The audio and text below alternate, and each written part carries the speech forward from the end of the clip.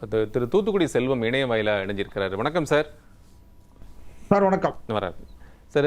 இந்த நகர்வுகள் எப்படி பார்க்குறீங்க? இந்த குதிரை பேர குற்றச்சாட்டு திமுக அதிமுக ஒரு சேர தாவேக மேலே வைக்கிறத நீங்கள் பார்க்குறீங்க.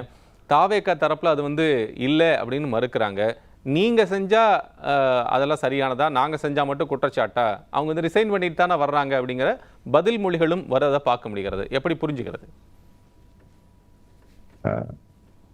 வேந்தர் தொலைக்காட்சி நிறுவனத்திற்கு நெறியாளர் சகோதரர் கோபாலகிருஷ்ணன் அவர்களுக்கு, அதே போல என்னுடைய சக பங்கேற்பாளர்களுக்கு, தொழில்நுட்ப கலைஞர்களுக்கு என்னுடைய மாலை வணக்கம். அதாவது சார், இதுல குதிரை பேரம்ங்கிற வார்த்தையில கூட எனக்கு உடன்பாடு இல்லை. ஏன்னு கேட்டீங்கன்னா, ஒன்ஸ் அவங்க ரிசைன் பண்ண பிறகு ரொம்ப சாதாரணமா ஒரு வாக்காளர்கள் ஒருத்தர், ஒரு ஒரு பிரஜைகள்ல ஒருத்தர் தான், சிட்டிசன் தான். அதனால அவங்க எந்த கட்சியில சேர்றாங்க வைக்காங்க அப்படிங்கறதெல்லாம் கிடையாது. ஒண்ணு. ரெண்டாவது, பேரவைத் தலைவர் எவ்வளவு நாள் டைம் எடுக்கணுங்கிறதெல்லாம் இன்னொருத்தர் முடிவெடுக்க முடியாது. வேற யாரும் சாதாரணமா மற்ற கட்சிகள் குற்றஞ்சாட்டது இவங்களுக்கு விஜய் அவர்களுடைய, நான் தமிழக வெற்றி கழகத்துல உறுப்பினர் கிடையாது, முதல்ல பதிவு பண்ணிக்கிறேன். அதாவது திரு விஜய் அவர்களுக்கு பீப்புள் மேண்டேட் மக்கள் தீர்ப்பு திரு விஜய் அவர்களுக்கு தான் 108 இடம். மற்ற கட்சிகளுக்கு திமுக அண்ணா திமுகவுக்கு 59 47 தானே தவிர 2 பேருக்கு அவருக்கு நெருக்கமான இடத்தை கூட மக்கள் கொடுக்கல.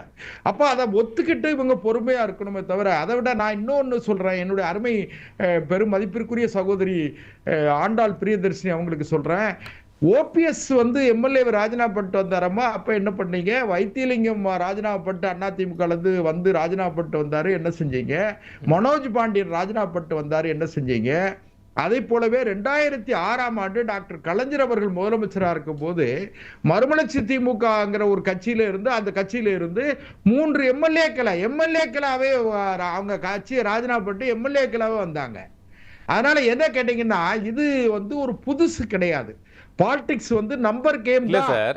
எங்க கேள்வி வருதுன்னா, செல்வம் சார், எங்க கேள்வி வருதுன்னா, அவங்க தீய சக்தி அப்படின்னு சொல்லி நம்ம நான் தான் தூய சக்தின்னு சொல்லி வந்துட்டீங்களே, நீங்க தூய சக்தியில நீங்க ஒரு துயர சக்தியா இருக்கீங்கன்னு முன்னாள் முதலமைச்சர் ஸ்டாலின் அவர்கள் பேசுறாங்க. சார், அவரே தோத்து காலத்துல அவரே பரிதாபத்துக்குரிய நிலையில் இருக்கார். இதுக்கு இது பதில் இல்லையே. நான் ஒண்ணு சொல்றேன் கேளுங்க சார். தூய சக்தி தீய சக்தி, அதான் இன்னும் சொல்ல போனீங்கன்னா, மாற்றான் தோட்டத்து மல்லிகைக்கு மனம் உண்டு, நடந்தவை நடந்தவையாக இருக்கட்டும், நடப்பவை நல்லவையாக இருக்கட்டும். அதாவது இந்திராவின் மருமகளே வருகை, இந்தியாவின் திருமகளே வருகை, இந்த வசனங்கள்லாம் நாம ரொம்ப கேட்டு கேட்டு புளிச்சு போனது சார். தூய சக்தி தீய சக்தி, இதனால வார்த்தை அலங்காரங்கள் எல்லாம் தேர்தல் நேரங்கள்ல பேசுறது இது ரொம்ப சாதாரணமான விஷயம். அதை விட்டுட்டு இப்ப என்ன விஷயம்னு கேட்டீங்கன்னா, அவங்க 108 எண்ணிக்கை 107 எண்ணிக்கை தமிழக வெற்றி கழகம் இருக்கு. அவங்க கூட்டணி கட்சிகளோட 118க்கு மேல பெரும்பான்மை, அந்த மேஜிக் நம்பரை தாண்டிட்டாங்க. இப்ப என்ன கேள்வின்னு கேட்டா, இவங்க எல்லாம் சேர்றாங்க. நான் இன்னும் சொல்றேன், இன்னும் ரொம்ப உத்தரவாதத்தோட சொல்றேன், இன்னும் 9 பேர் ரெடியா இருக்காங்க. திமுகவிலே இருந்து சில நண்பர்கள் அவங்க கிட்ட பேசிக்கிட்டு இருக்காங்க, ரிசைன் பண்ணிட்டு போறதுக்கு பேசிக்கிட்டு இருக்காங்க. இப்ப இதுல ஆன்டி டிஃபெக்ஷன் லா வர முடியாது. நீங்க ஒரு புது குண்டை தூக்கி போடுறீங்களே, என்ன பார்த்துக்கிட்டே இருக்கீங்களா? நடக்கா இல்லையா பாருங்க. இல்ல அதிமுக இந்த கட்சி தாவல் தடை சட்டம் வர, நீங்க திமுக சொல்றீங்களே, இப்ப மேடத்துக்கே புதிய தகவலா இருக்குன்னு நான் நினைக்கிறேன். இல்ல, நான் உறுதியா சொல்றேன், சந்தேகமே வேண்டாம். நீங்க நான் பார்த்துக்கிட்டே இருங்க, அது நடக்க போகுது. அதனால எந்த பக்கம் ஒர்க் அவுட் ஆக போகுதுங்கிறது தெரியல.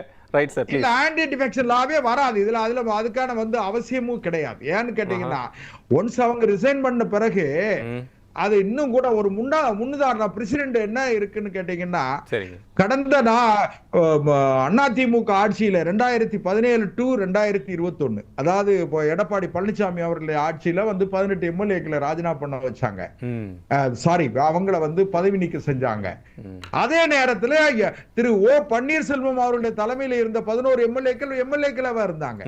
அவங்க இரட்டை இலை சின்னத்துல தேர்ந்தெடுக்கப்பட்டவங்க தான். இதனால ஒண்ணு கேளுங்க சார், இதுல டிஸ்கிரிஷன் யாருன்னு கேட்டீங்கன்னா, பேரவைத் தலைவருக்கு இன்னொன்னு, சட்டமன்றத்திற்கு வெளியே நடக்கிற விஷயங்கள்ல தேர்தல் ஆணையமோ நீதிமன்றமோ மற்றவங்களோ தலையிடுவாங்க. சட்டமன்றத்திற்குள்ள பேரவைத் தலைவர் எடுக்கிற முடிவை யாரும் கட்டுப்படுத்த முடியாது சார். அங்க அந்த அந்த அது சிவசேனா கேஸ்ல வந்து அது நம்ம வந்து அந்த அதுக்கான பதில் பார்த்தோம். ஒண்ணு. ரெண்டாவது மணிப்பூர் கேஸ்ல இப்ப ரீசெண்ட் 2020ல நமக்கு அதுக்கான பார்த்தோம். அதே போல 2019 கர்நாடகாவில் அங்க நடந்த இதே பிரச்சனை தான் அங்கேயும் நடந்தப்ப அப்பையும் ஆனால் கூட அதில் 1 வருஷம் ஆயிடுச்சுன்னு என்னுடைய நினைவு சரியாக தான் நினைக்கிறேன்.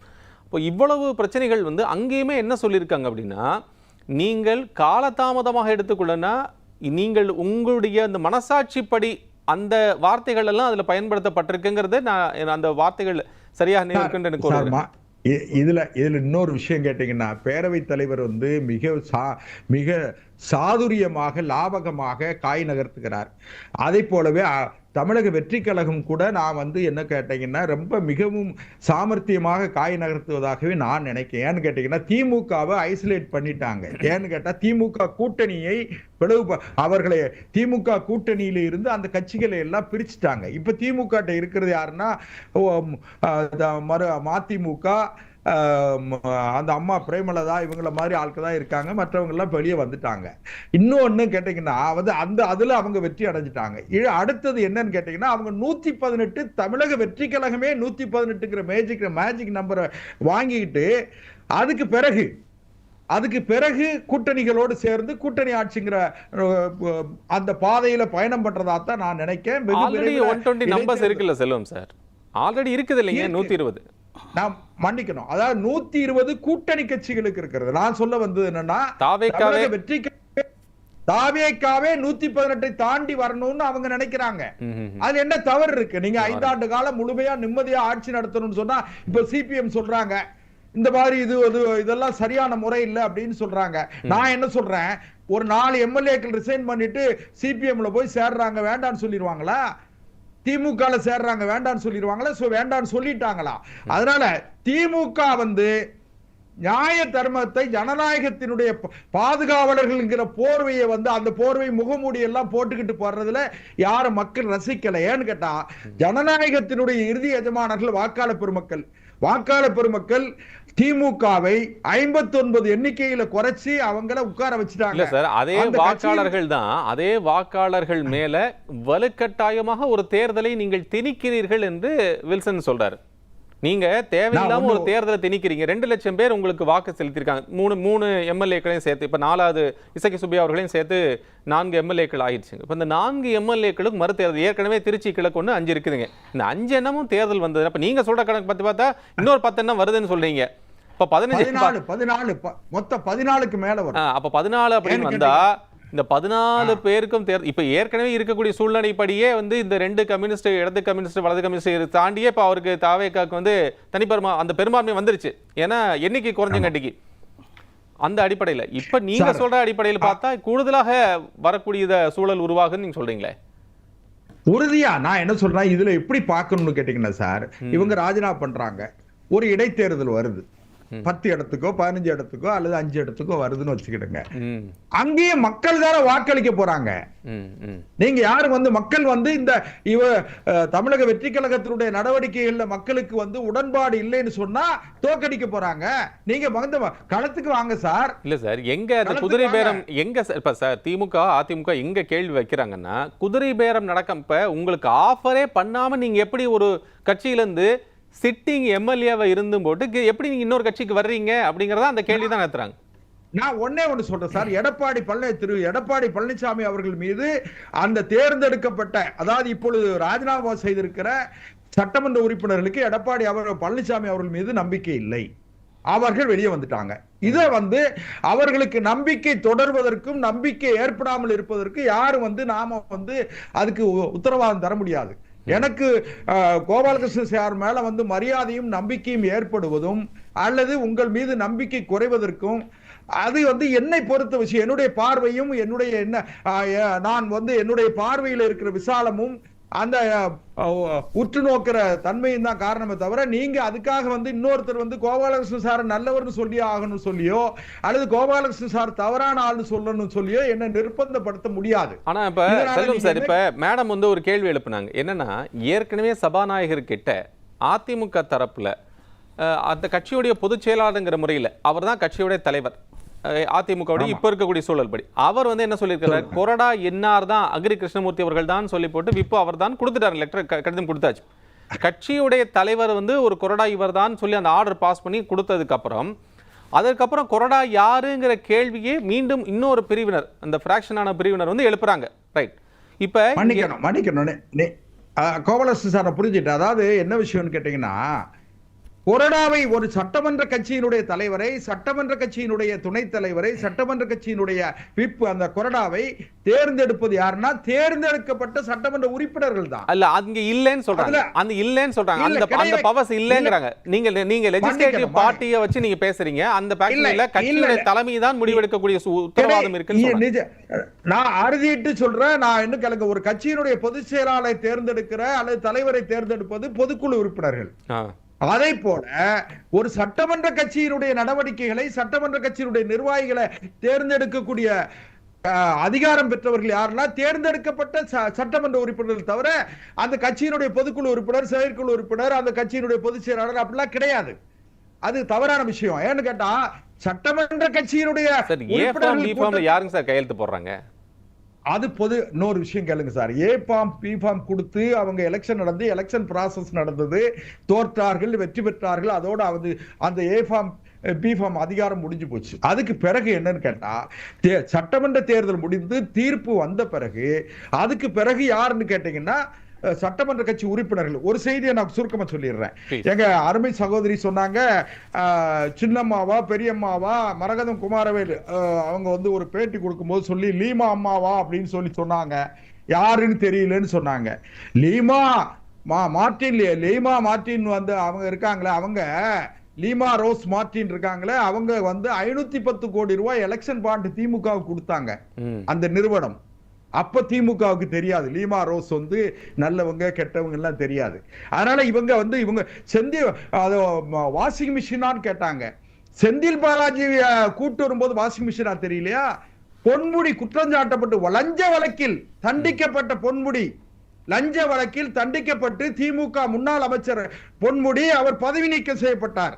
அதனால திமுக வந்து சார் இப்போ விஷயத்தை ஒண்ணு கேளுங்க, ஜனநாயகத்துல மக்கள் ஒரு தீர்ப்பு மேண்டேட் கொடுத்தாச்சு, 5 ஆண்டுகளுக்கு கொடுத்திருக்காங்க. 118 எண்ணிக்கை குறையும் பொழுது நீங்க வந்து நம்பிக்கை தீர்மானமோ நம்பிக்கையில்லா தீர்மானமோ கொண்டு வருங்க. இன்னொரு செய்தி சொல்றேன், நீங்க அடுத்த சுற்றுல சொல்லலாமா? அடுத்த சுற்றுல சொல்லலாமா? ஒரு செய்தியோட முடிச்சிடுறேன். நம்பிக்கை தீர்மானத்தை முதலமைச்சர் முன்மொழிந்து சட்டமன்றத்தில் விவாதம் வருது. திமுக என்ன செஞ்சிருக்கணும்? திமுக அதை எதிர்த்து, நம்பிக்கை தீர்மானத்தை எதிர்த்து வாக்களிச்சிருக்கணுமா வேண்டாமா? மரியாதைக்குரிய எதிர்கட்சி தலைவர் மாண்புமிகு உதயநிதி ஸ்டாலின் அபூன்னு பேசினாரு, உடனே வெளிநடப்பு. இது என்ன சார் நாடகம்? எப்படினாலும் நீங்க ஜெயிச்சிருவீங்கன்னு தெரியும், அதனால நாங்க அதில் கலந்துக்கிட்டாலும் ஒண்ணு இல்ல, கலந்துக்கிட்டாலும் பிரச்சனை இல்லைன்னு சொல்லி வெளிநடப்பு பண்றாங்க. இது கோபாலகிருஷ்ணன் சார், நீங்க நியாயப்படுத்தினாலும் எனக்கு ஒண்ணு இல்ல. ஆனா நான் நியாயப்படுத்தல இருக்கிறத சொன்னேங்க சார், எனக்கு நியாயப்படுத்த வேண்டிய இல்ல உதயநிதி ஸ்டாலினும் திமுகவும் அல்லது திமுக சட்டமன்ற உறுப்பினர்களும் சட்டமன்றத்தில் நடந்துகிட்டதெல்லாம் மக்கள் பார்த்துக்கிட்டு தான் இருக்காங்க. அதனால இனி மக்களை ஏமாற்றி அரசியல் நடத்துவதற்கு யாருமே முடியாது சார். இனிமேல் ஜெனியூனா இருந்தா ஆகணும். ஆனால் மேடம் என்ன ரொம்ப சுருக்கமா? ஆமா, அவரோட இதுக்குதான் ஒண்ணு வந்து திமுக இருந்தும் சிலர் வெளியே வருவார்கள் அப்படின்னு சொல்றாரு. சகோதரருக்கு ஒண்ணு சொல்லணும், திமுக என்பது இரும்பு கோட்டை, அதிமுக என்பதுதான் மணல் கோட்டை. அந்த மணல் கோட்டை தான் இப்போது சேர்ந்திருக்கிறது. இபிஎஸ் அவர்கள் மீது நம்பிக்கை இல்லை. இபிஎஸ் அவர்கள் மீது நம்பிக்கை இல்லை. மரகதம் குமாரவேல், அப்புறம் பெருந்துரை ஜெயக்குமார், தாராபுரம் சத்யபாமா 3 பேருக்கும் இப்போ இசக்கி சுப்பையா அவர்களுக்கு அதனால வெளியில வந்துட்டாங்க அப்படின்னு சொல்றாங்க. இவர்கள் தேர்தலுக்கு முன்பே இப்படி வெளியில வந்திருந்தா யாரும் கேட்க போறது இல்ல. தேர்தலுக்கு முன்பே தாவாக்கேல போய் சேர்ந்திருக்கலாம். இவர்கள் தேர்தலில் நின்று வெற்றி பெற்றதே இபிஎஸ் என்கின்ற அந்த மனிதரின் முகத்தை வைத்துதான். அதே வைத்துதான். அப்புறம் எப்படி திடீர்னு நம்பிக்கை இல்லாம போயிடும்? அதை தவிர இன்னொன்னு, இடைத்தேர்தல் வந்தா இந்த தேர்தலுக்கு வைத்த மை கூட இன்னும் யார் கையில இருந்து போகல. அதுக்குள்ள ஒரு இடைத்தேர்தல்னா வெளிப்பட்டு நிற்கின்ற முகமூடிகள் கழன்று நிற்கின்ற இவர்களை பற்றி மக்கள் தெரிந்து வைத்திருக்கிறார்கள். அவர்கள் தாவேகாவில் நின்றால் கூட வெற்றி பெற முடியுமாங்கிறது ஒரு கேள்வி. செல்வம் சார், அதான் சார், இந்த விஷயத்துல இந்த மின்சார தட்டுப்பாடு அதை வந்து செயற்கையாக உருவாக்கப்பட்டிருக்கிறது என்று சொல்லுவதிலே கொஞ்சம் நியாயம் இருக்கிறதா தான் நான் உருவாக்க நினைக்கிறேன். அதே நேரத்துல மாண்புமிகு முதலமைச்சர் அவர்கள் உடனடியாக என்ன செஞ்சிருக்கணும்னு சொன்னா, இபி சேர்மன், இபில சிஇ பெர்சனல் எல்லாரையும் கூப்பிட்டு நமக்கு வந்து இபில வந்து ஜெனரேட் ஆகிறது எவ்வளவு ஆகுது, நமக்கு வந்து கன்சியூமர்ஸுக்கு நாம எவ்வளவு ரிக்குவயர்மெண்ட் எவ்வளவு, அது எந்தெந்த வழிகள்ல வருது, விண்டு எவ்வளவு, சோலார் எவ்வளவு, அனல் புனல் இப்படி இருக்கு பாருங்க, இதுல எவ்வளவு வருது, என்ன பிரச்சனை இருக்கு, எனக்கு வந்து ஒரு அந்த பிரச்சனை எல்லாம் கூப்பிட்டு பேசியிருக்காங்க சார். அந்த பிரச்சனை கூப்பிட்டு பேசும்போது கூட அதுல இருக்கக்கூடிய அந்த எலெக்ஷன் நின்னவங்களுக்கு கூட 20% கமிஷன் முன்னாடி கொடுத்தோம், அது இப்ப இல்லங்கிற மாதிரில கூட நிறைய அது பேசியிருந்தா நீங்க பாத்திருப்பீங்க. இல்ல இன்னும் கொஞ்சம் நான் என்ன சொல்றேன்னா, மாண்புமிகு முதலமைச்சர் அவர்கள் வந்து இந்த விஷயத்துல, அதாவது மின்சாரம், மருத்துவம், குடிநீர், இதுகள்ல வந்து சாட்டை சவு, அதாவது இதுல இன்னும் சொல்ல போனீங்கன்னா மாண்புமிகு அம்மையார், புரட்சி தலைவி அம்மையார் ஜெயலலிதா அவர்கள் மாதிரி நடவடிக்கை எடுக்கணும். அதுக்குள்ள ஒரு 10 பேர் சஸ்பெண்ட் பண்ணி இருக்கணும். யாரு? CE personal, superintending engineer. ஏற்கனவே 2 பேரை சஸ்பெண்ட் பண்ணிருக்காங்க சார். உங்களுடைய நினைவுக்கு கொண்டு வரேன். ஏற்கனவே 2 பேரை சஸ்பெண்ட் பண்ணிருக்காங்க, ஹையஸ்ட் பவர்ல இருக்கவங்க. சார், இன்னும் கேட்டீங்கன்னா போர்க்கால அடிப்படையில இதெல்லாம் எசென்சியல் கமாடிட்டிஸ் இருக்கிறது. இதுல போர்க்கால அடிப்படையில இதை நடவடிக்கை எடுப்பதற்கு மாண்புமிகு முதலமைச்சர் அவர்கள் அந்த மின்சாரத்துறை அந்த ஜெனரேஷன் அந்த பாயிண்ட் எல்லாம் போய் பார்த்து முதலமைச்சர் பார்த்திருந்தாருன்னா இன்னும் கொஞ்சம் பயம் வரும். நான் என்ன சொல்றேன்னா, ஆட்சிக்கு வந்து 10 நாள் 15 நாள் தான் ஆச்சு, பெரிய குறைகளை நாம சொல்ல முடியாது, சொல்லக்கூடாது. அது ஒரு பக்கம் இருந்தா கூட, ஆனால் கடந்த காலத்தில் 2.5 லட்சம் கோடி ரூபாய் கடனை வைத்து விட்டு போன திமுக அரசு, திமுக என்னவெல்லாம் இந்த அரசுக்கு இடைஞ்சல் கொடுக்கணுமோ அதெல்லாம் செய்வாங்க. அதை செய்வாங்கன்னு சொல்லி நாம எதிர்பார்த்தா ஆட்சிக்கு வந்திருக்கோம். முதலமைச்சர் வந்து உடனடியாக அந்த சம்பந்தப்பட்ட துறையினுடைய அதிகாரிகளை கூப்பிட்டு சவுக்கு அடிக்கணும். உடனடியா அம்மா ஜெயலலிதா மாட்ட ஒரே ஒரு பிடிச்ச விஷயம் என்னன்னு தெரியுமா சார்? எவரா இருந்தாலும் சரி, எவ்வளவு பெரிய பதவியில இருந்தாலும் உடனே சரி இல்லைன்னா தூக்கி அடிச்சிருவாங்க. அதை செஞ்சீங்கன்னா மாண்புமிகு முதலமைச்சர், நான் ஒரே ஒரு செய்தியோட முடிச்சிடுறேன். மாண்புமிகு முதலமைச்சர் திரு விஜய் அவர்களுக்கு சொல்றது என்னன்னு கேட்டா, மக்கள் உங்கள் மீது மிகுந்த நம்பிக்கை வைத்திருக்கிறார்கள், மக்கள் உங்களிடமிருந்து நிறைய எதிர்பார்க்கிறார்கள், தயவு செய்து சவுக்க சுழட்டுங்க. உங்களை இன்னும் சொல்ல போனீங்கன்னா, உங்களை சுற்றி இருப்பவர்கள் மீதும் அதிகமாக கவனத்தை நீங்க செலுத்தணும். ஆட்சி அதிகாரத்திற்கு எல்லாமே all the credit goes to Vijay என்கிற பொழுது எல்லாமே அவருக்கு தானே, அவருக்கு தான் வரும். எல்லாமே அவருக்கு தான். அதனால முதலமைச்சர் அவர்கள் கவனமாக இருந்து இன்னும் கொஞ்சம் வேகமா 1 மாசம் செயல்பட்டார், சரி பண்ணிடலாங்கிறது என்னுடைய கருத்து. நன்றி.